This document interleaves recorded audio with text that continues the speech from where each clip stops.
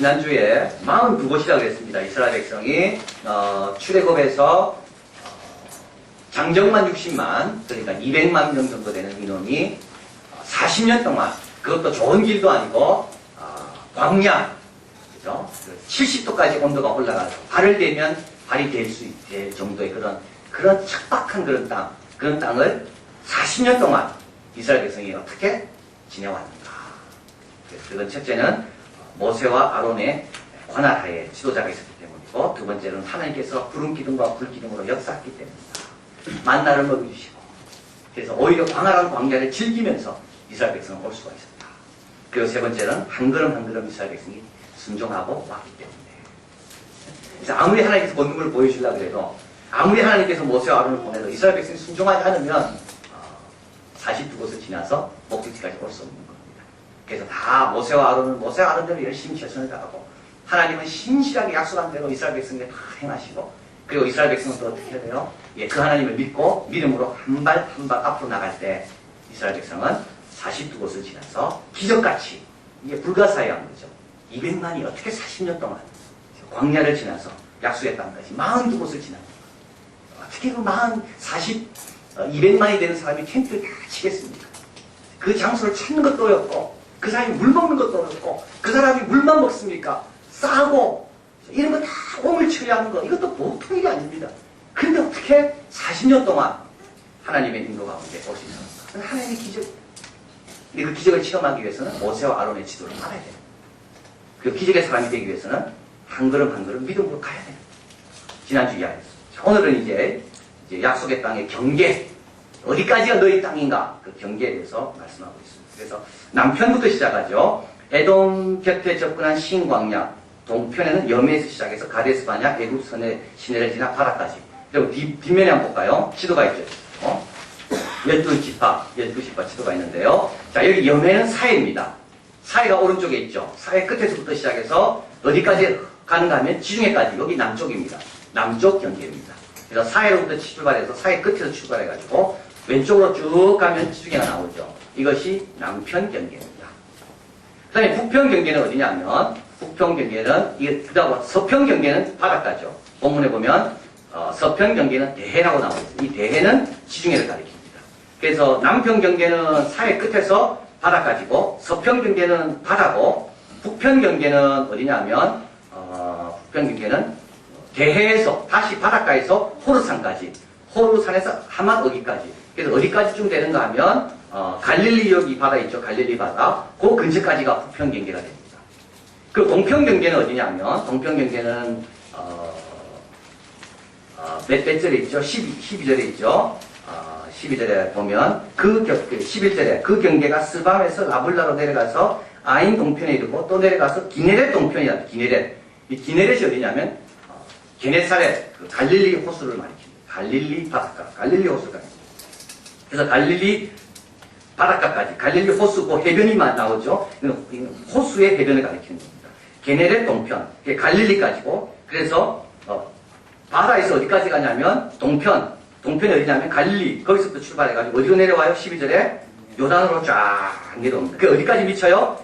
염해 사해까지 미쳐요. 이것이 어디라고요? 동편 경계입니다. 그래서 사해를 중심으로 해서 사해 끝에서 왼쪽으로 바다까지 쫙 가면 남편, 그 다음에 서편 경계는 지중해, 북편 경계는 저 갈릴리에서부터 대해까지가 북편 경계고, 그리고 동편 경계는 갈릴리에서 요단강을 쫙 따라 내려와가지고 사해까지 미치는 것이, 이것이 동편 경계가 됩니다. 그래서 하나님께서 이제 이스라엘 백성들에게 이제 이 경계, 이스라엘 백성이 차지해야 될 땅이 어떤가에 대해서, 동서남북 사방에 대해서 정확하게 딱 말씀해 주는 겁니다. 어디까지가 너희 땅이다. 그죠? 너희 땅에 해당되는 위치는 어디고, 마을은 어디고, 그게 너희 땅이다. 근데 왜 하나님께서 이렇게 경계를 분명하게 강조하시는가? 이게 중요한 거죠. 왜 하나님께서 그냥 뭐 아무렇게 살아라, 그죠? 아무렇게 살아라, 그렇게 하지 않고, 하나님께서 왜 동서남북 그 끝, 경계선을 분명하게 이스라엘 백성이 이야기하는가? 이게 중요한 겁니다. 첫째 하나는 뭐냐면, 그 경계선 안은 너희 책임이라는 거예요. 너희들이 잘 관리하라는 거예요. 경계선 밖에 대해서는 하나님 묻지 않아. 그러나 경계선 안에 대해서는, 그 땅에 대해서는 하나님께 책임을 묻는 겁니다. 너희 땅을 내가 조상으로부터 약속한 땅을 너에게 줬으니까 그 다음부터 이 땅을 아름답게 가꾸는 건 누구 책임이라고요? 이스라엘 백성의 책임. 그래서 경계 밖에 있는 것에 대해서는 하나님께서 상관하지 않지만 하나님께서 경계 안에 너희들에게 경계로 준 것, 너희들에게 사명을 준 것에 대해서는 하나님께서 책임을 묻겠다는 것. 그 안에 많은 이방인들이 일곱 족속이 살고 있으니까 어떻게 해요? 다 행동해야죠. 그걸 누가 해야 돼? 이스라엘 백성이 해야 돼. 그래서 경계를 딱 정해준다는 말은 책임의 범위를 정해준다는 말이고 또 한 가지는 뭡니까? 책임의 범위를 정할 뿐만 아니라 너무 욕심부리지 말라는 거예요. 경계 밖에까지 침범하려고 하지 말라는 거예요. 왜냐하면 경계 밖은 어디입니까? 또 다른 사람에게 준 땅이라는 겁니다. 욕심부리지 말라는 거예요. 그래서 하나님이 허락하신 그 땅 안에서 마음껏 누리며 그 땅을 아름답게 가꾸지 이 땅 내버려두고 저 땅 그러지 말라는 거예요. 그게 실제로 이스라엘 백성들이 이 땅을 다 누리냐? 다 못 누립니다. 왜냐하면 이 바닷가 쪽에 블레셋 사람들이 살고 있었어요. 블레셋 사람들 쫓아내지 못합니다. 근데 무슨 욕심을 부립니까? 하나님께서 나에게 주신 것도 잘 관리 못하면서 어떻게 남의 것을 욕심 부립니까? 그러지 말라는 겁니다. 하나님께서. 하나님께서 우리 가정에게 주신 것만 누리는 것만 해도 다 못 누리는 거예요. 그런데 왜 자꾸 남하고 비교하냐라는 거예요. 그 복은 그 가정에 준 거예요. 우리 가정에는 하나님께서 나에게 준 다른 복이 있는 거예요. 그 나에게 준, 그 나에게 해당되는 그 복을 잘 관리하고 누리라는 겁니다. 그래서 하나님께서 경계를 탁 넣어주는 겁니다. 그래서 우리 예수 믿는 사람은 과도하게 욕심 부리면 안 돼요. 과도하게 욕심 부리면 안 되고 또 남의 것 가지고 자꾸 탐내도 안 되는 거예요. 그건 하나님께서 그 사람에게 준 거예요. 두 번째로 경계는 또 뭘 이야기합니까? 내면의 상태를 점검하게 합니다. 자, 여러분 한번 보십시오. 국경지대, 그러니까 이 내 경계죠. 내 사방의 경계가, 그러니까 바다 쪽하고 이쪽 경계가 뭔가 문제가 있다는 거는 뭐겠습니까? 중앙에 문제가 있다는 말입니다. 중앙에서 안정적이고 정의롭게 통치를 잘하면 국경에 있는 병사들이 어떻게 됩니까? 딴 생각하지 않고 잘 지킵니다. 그런데 중앙이 솔로몬처럼 사차기 시작하고 방탕하기 시작하면 경계선들이 어떻게 됩니까? 다 무너집니다. 자, 그래서 경계선을 보면 중앙이 어떤가를 알 수 있는 거예요. 경계선. 우리 한 집사님하고 이야기하다가 그 집사님 그러시더라고요. 간호사 보면 대부분 의사가 누군지 알죠. 의사가 누군지도 몰라. 근데 일단 간호사를 딱 만나보면 이 간호사가 너무 친절해. 그러면 대부분 의사들도 친절하다. 원장님도. 근데 간호사가 좀 거만하고 좀 함부로해. 그러면 의사 만나보면 대부분 그렇다. 경계선하고요, 중심하고 반드시 이어집니다. 제가 그 이야기를 듣는 순간 찌끔하더라고요. 우리 교인들 보면 저를 보는 것과 같습니다. 그렇죠. 제가 깨어가지고 정신 바짝 차리고 열심히 헌신하면 구석구석에 있는 성도들이 다 열심히 합니다. 그러나 제가 나태하고 대강하고 얼렁뚱땅하게 하고 신실하지 못하면 구석에 있는 분들부터 무너지기 시작합니다. 여러분 경계선을 잘 봐야 돼요. 여러분 경계선은 자녀들이에요. 여러분 경계선은 자녀들이에요. 자녀들이 어떻게 하는가 보고 부모가 깨달아야 되는 거예요. 참 이건 거짓말 못하는 겁니다. 자녀들이 잘합니까? 그럼 너무 감사한 거예요. 경계선을 보면 딱 아는 겁니다. 중앙은 잘 안 볼 수 있어요. 그러나 경계선에 있는 걸 딱 보면 내가 지금 잘하고 있는가? 내가 문제가 있는가? 하나님께서 그걸 말씀하는 거죠. 하나님께서 경계선을 왜 강조하겠어요? 경계선은 중앙과 반드시 연결되어 있습니다. 중앙이 잘하면 경계선이 잘해요. 그래서 하나님께서 경계선을 딱 어디가 경계라는 거죠. 경계만 보면 중앙을 알 수 있는 거예요. 또 경계는 다른 것과 차이 나게 하죠. 이것도 굉장히 중요한 겁니다. 하나님께서 우리를 섞어 살게 하지 않습니다. 왜 그런지 아십니까? 왜 그러냐 하면 섞어 살면 하나님의 백성이 받는 복이 특별한지를 다른 사람이 잘 못 느낍니다. 그래서 하나님은 하나님의 백성들을 모아서 약속의 땅에 다 모아놓습니다. 그리고 이 약속의 땅에 사는 백성하고 밖에 사는 백성하고 차이가 나게 만드시는 거예요. 그래서 밖에 사는 백성들이 약속의 땅에 사는 백성을 바라보면서 와, 저 사람들은 어떻게 저렇게 잘 사냐? 그들이 하나님 때문인가? 그걸 드러내기 원하십니다. 그래서 하나님은 경계선을 딱 긋습니다. 우리 신앙생활도 경계선을 딱 긋어야 돼요. 세상 사람하고 비슷하게 살면 절대 하나님 영광 못 드러냅니다. 나는 주일 성수 잘한다. 나는 예수 믿는 사람한테 정직하게 살아간다. 경계선을 딱 그어놓으면 하나님께서 하나님이 축복하시는 그 분명한 표식이 그 경계선 안에서 나타나게 원하시는 거예요. 근데 우리 예수 믿는 사람은 불안하고 두려우니까 경계선 자꾸 허물라 그러지. 그거 하나님 뜻이 아닙니다. 하나님은 우리에게 경계선을 긋기로 원해요. 예수 믿는 사람답게 분명한 경계선 안에서 살아라. 그러면 하나님 그때 축복하시고 책임지신다. 그래서 어떻게 경계선 밖에 있는 사람들이 보는 거예요. 저 기업체는 왜 저렇게 잘 될까? 저 가정은 왜 저렇게 잘 될까? 저 학교는 왜 저렇게 잘 될까? 아, 저기는 하나님 중심으로 사는 뭔가 다릅니다. 그래서 하나님께서는 구별하게 원하시는 거예요. 우리가 특별해서가 아니라 세상에 있는 사람들에게 하나님의 영광을 보여주시기 위해서, 증거하기 위해서. 자, 그래서 경계선이 중요한 겁니다. 경계선이 중요합니다. 내 중심을 점검할 수 있는 선이 경계선이고, 하나님의 영광을 위하여 우리가 결단하고 하나님 중심으로 살 수 있도록 선을 긋는 것이 경계선이고, 그리고 내 욕심, 또 나에게 이미 주어진 것들을 잘 관리하도록 하나님께서 원하도록 주어진 것이 경계선입니다.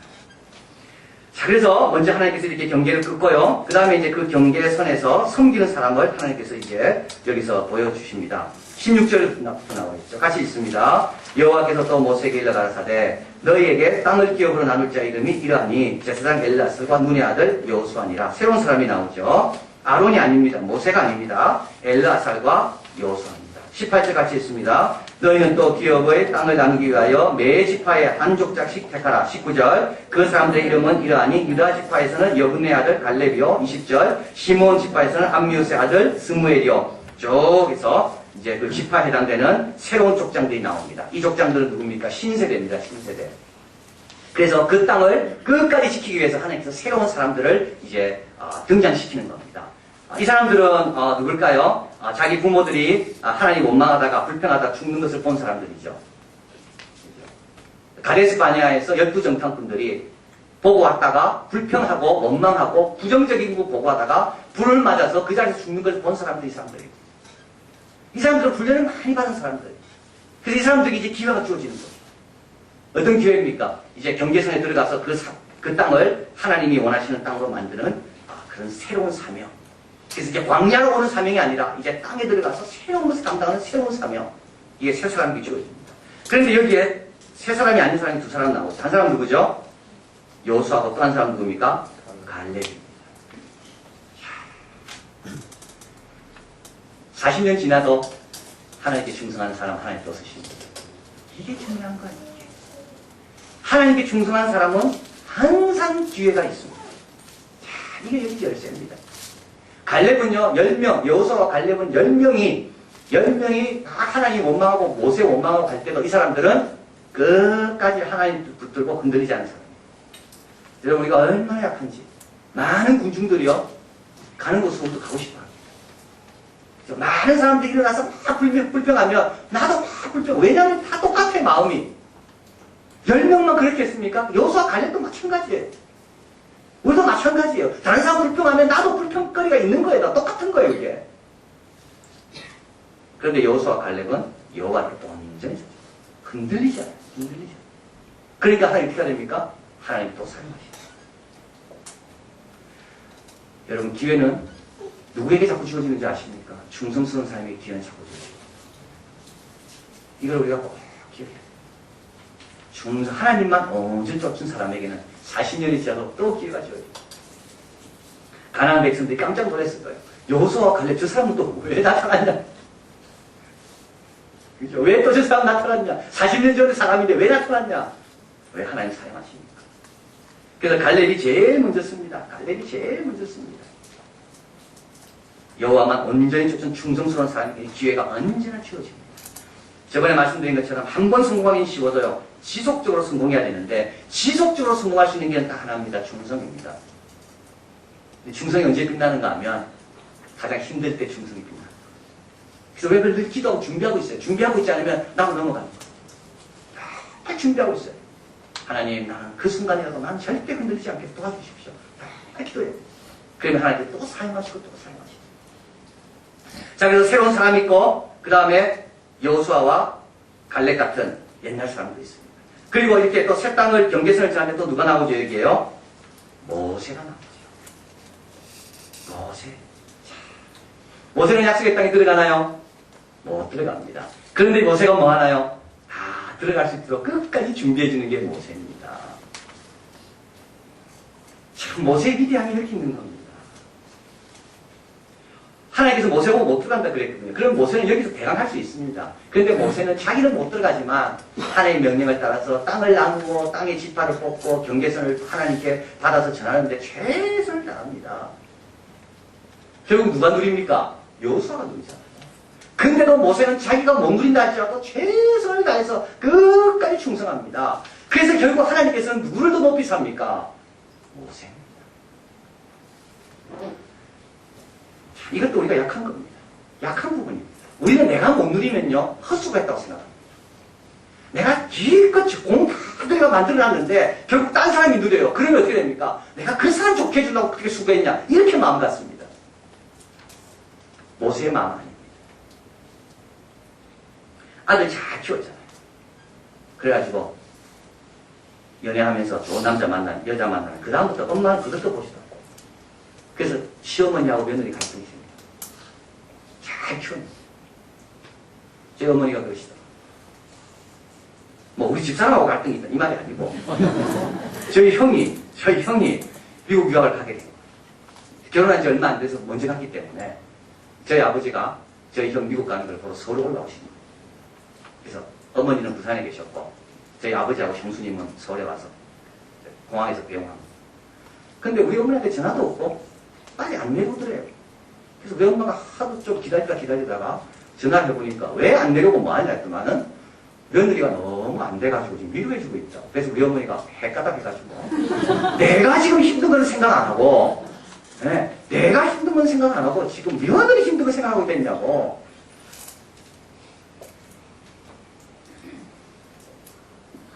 우리도 그럴 수 있습니다. 우리 교회도 마찬가지입니다. 우리가 수고하고 헌신하고 저도 마찬가지죠.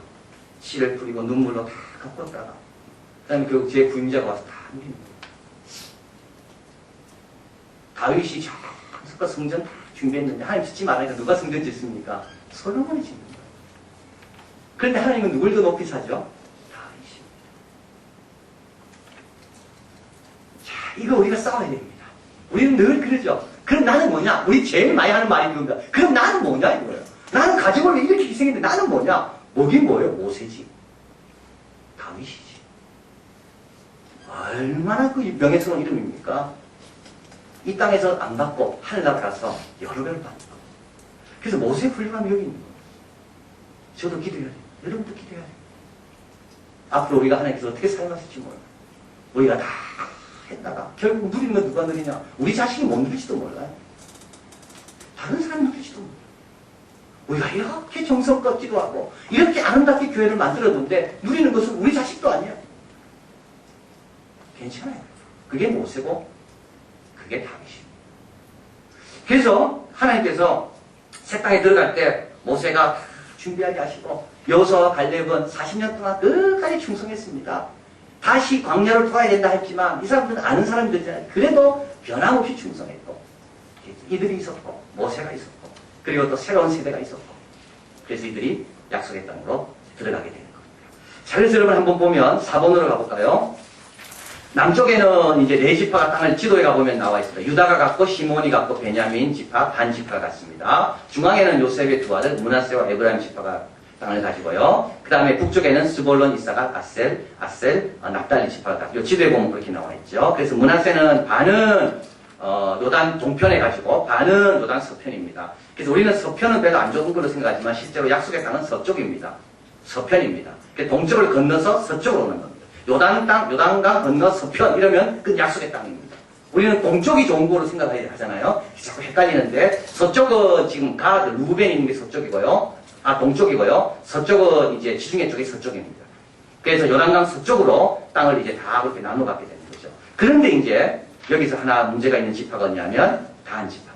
단 지파는 어디냐면 유다 지파 옆이었습니다. 베냐민, 유다, 시몬 남쪽이에요. 그런데 단 지파가 여기에 쳐서 땅을 얻어야 되는데 여기 사는 부족이 너무 강해가지고 단 지파가 어디로 제일 편한 곳으로 저 북쪽으로 이동해 올라갑니다. 그래서 그 지금 뭐가 되나요? 단 지파가요. 거기에서 금송아지를 세우는 성소가 거기에서 만들어져요.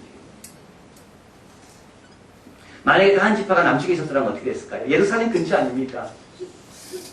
유다 근처 아닙니까? 그럼 남과 북이 갈렸을 때 어떻게 됐을까요? 예, 남쪽에서 하나님의 약속을 이어가는 그런 영적인 분위기 속에서 살 수 있었을 거예요.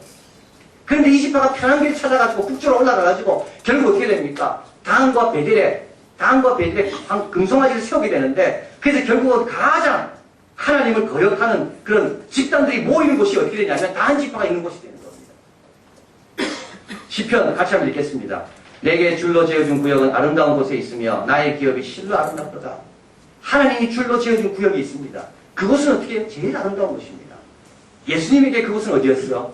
십자가입니다.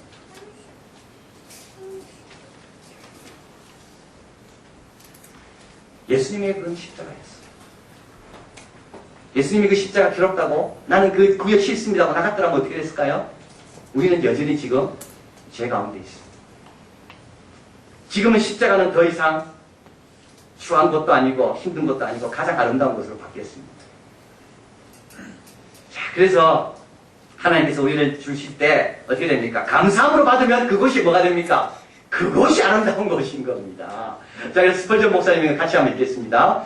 까마귀와 비둘기가 다르듯이 불평의 마음은 그리스도의 마음과 다르다. 가장 쉽게 죄짓는 죄가 불평인데 그것은 천국으로 다름질하는 발을 상하게 하는 바위다. 이 악한 생각이 기승을 부리는 어떤 낙원도 존재할 수 없다. 거기서 풍기는 악취는 동산의 모든 꽃들에게 독을 주기 때문이다. 아무리 좋은 곳에 갖다 놔도요, 불평하면 어떻게 됩니까? 그 좋은 곳이 지옥으로 바뀌는 겁니다. 아무리 광야에 있다 할지라도 이곳에 하나님을 찬양하고 영광 돌리고 감사하면 어떻게 됩니까? 그곳에 아름다운 향기가 나서 모든 것들이 꽃으로 바뀌는 거예요. 그러나 아무리 좋은 데 있다 할지라도 거기에서 불평하기 시작하면 독이 나와서 그 꽃들이 다 죽는 겁니다. 그래서 하나님이 줄로 지어준 구역에서 무조건 감사하고 영광 돌리고 최선을 다하면 그것이 뭐로 바뀐다고요? 그것이 천국으로 바뀌는 겁니다. 문제는 이곳이 좋으냐 나쁜가가 아니라 내가 이곳에 사는 내가 좋으냐 나쁜가가 문제인 겁니다. 그래서 이사야서에서 주님 말씀하는 게 바로 이겁니다. 이사야 60장 같이 있습니다. 일어나라 빛을 발하라. 이는 내 빛이 이르렀고 여호와의 영광이 내 위에 임하였느니라. 보라 어둠이 땅을 덮을 것이며 캄캄함이 만민을 가려우려니와 오직 여호와는 내 위에 임하실 것이며 그 영광이 내 위에 나타나리니 열방은 내 빛으로 열왕은 비치는데 광명으로 다오리다. 여호와의 영광이 어디 임합니까? 땅에 임합니까? 아닙니다. 여호와의 영광은 사람 위에 임합니다. 사람이 영광을 받아서 빛을 발하면 그 사람이 있는 곳으로 열방과 열왕들이 오게 되어 있는 겁니다. 우리는 땅을 탓하잖아요. 우리는 이 지경을 탓하잖아요. 지경이 문제가 아니고 땅의 문제가 아니라 뭐가 문제라고요? 사람의 문제일 겁니다. 사람이. 십자가도 예수님이 달리니까 그 십자가는 아름다운 걸로 변한 겁니다. 강도들이 달리면 그 십자가는 수치스러운 거지만 예수님이 십자가에 달리니까 그 십자가는 인류를 구원하는 하나님의 복의 자리로 바뀌는 겁니다. 자, 그래서 이 경계라는 게 바로 이걸 이야기하는 겁니다. 하나님 주신 곳을 여호와의 영광이 임하는 곳으로 내가 바꿔야 됩니다. 그러면 그곳이 열왕들이 오고자 하는, 열왕들이 보고 싶어하는, 열왕들이 재물을 가지고 싸우고 오고 싶어하는 그런 장소로 바뀌는 겁니다. 그건 뭐예요? 그건 사랑 때문이라는 거예요. 그래서 우리는 다한 지파처럼 되면 안 됩니다. 여러분, 이게 모든 것이 적용됩니다. 남편도 마찬가지고 아내도 마찬가지예요. 하나님이 나에게 주신 남편을 소중하게 여기고 귀중하게 여기고 자로 준 구역인 줄 알고 아름답구나 귀하구나 감사하구나 그러면 어떻게 됩니까? 그가 좀 행복한 거예요.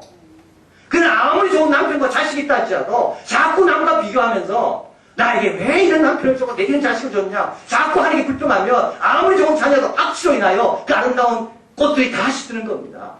교회도 마찬가지고 직장도 마찬가지입니다. 직장 가가지고 감사하면서 열심히 일해보십시오. 그럼 그 직장이 어떻게 되나요? 한결같죠. 그러나 왜 이런 직장 월급도 짜고 일만 많이 시키고 불평해보십시오. 도구로 가르치는 거. 거기에 하나님의 영광이 임할까요? 임하지 않습니다. 하나님께서 왜 잘로 주로 경계선을 우리에게 허락하십니까? 왜 자로 줄을 딱 지어주십니까? 다른 곳보다 영광을 내가 이곳에 비추기 위해서. 그래서 다른 곳에 하나님의 영광을 드러내고 다른 곳에 있는 사람들이 이곳으로 영광을 찾아오게 하기 위해서. 그래서 우리는 어떻게 해야 됩니까? 모세 같은 마음으로 살아야 됩니다. 모세 같은 마음. 그러면 광야에도 백합화가 피는 겁니다. 오히려 그래서 사람들은 광야의 백합화를 보러 광야로 나오게 됩니다. 그래서 여러분 이 말씀을 기억하면서 변경을 잘 점검하시고 그리고 하나님의 영광을 위하여 결단력 있게 구별하시고 그리고 하나님의 영광이 드러나는 우리 가정, 우리 교회, 내 삶이 될 수 있도록 내 자신을 늘 감사와 충만함으로 채우는 여러분 되시기를 진심으로 바랍니다. 기도하겠습니다.